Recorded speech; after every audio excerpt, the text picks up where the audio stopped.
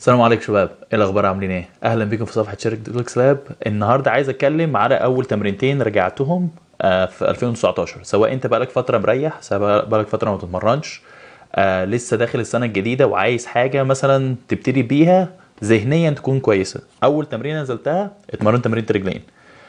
لعبتها باوزان معتدله جدا متوسطه. اهم حاجه بالنسبه لي كنت اجيب ما بين 12 ل 15 عده. يلا بينا نشوف التمرينه.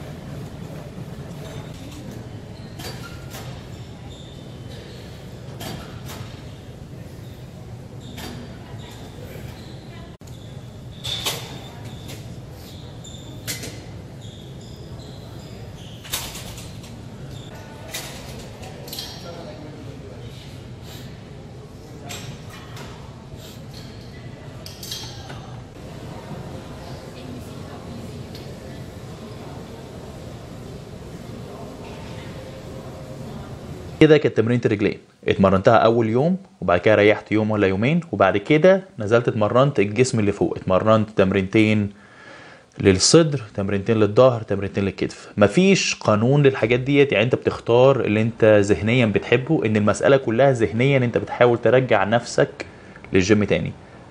فما تحاولش تقسى على نفسك اول مرتين تنزل فيهم. ما تحاولش تفكر في الاوزان، ان الاوزان ديت بالنسبه لها حاجه نسبيه. انت بقالك مثلا مريح اسبوعين او 3 او حتى 4، فما تحاولش تفكر في الاوزان انت كنت بتشيلها قبل كده. حاول تركز في التمرين، حاول تركز انت كل دوت انت بتحاول تسخن العضله والمفاصل وذهنك وجسمك ان انت ترجع تاني اللي انت كنت عليه. ودي كانت تاني تمرينه الجسم اللي فوق. تعال نشوف.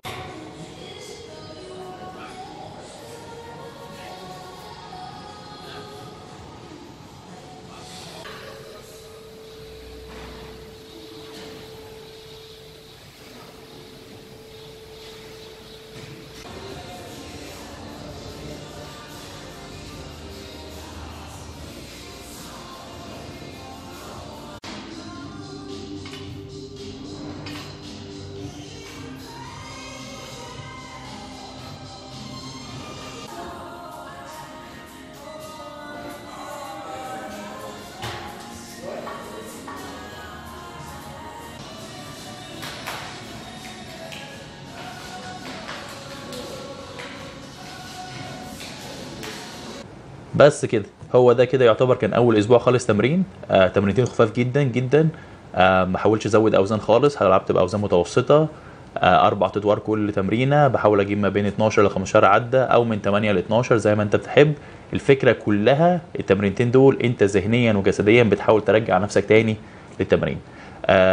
شكرا لمتابعتكم، وشكرا للسبورت اللي انتوا بتعملوه الواحد. وان شاء الله تابعونا على صفحه شركه دولكس لاب، وان شاء الله هتشوفوا جديد. يلا، سلام عليكم شباب.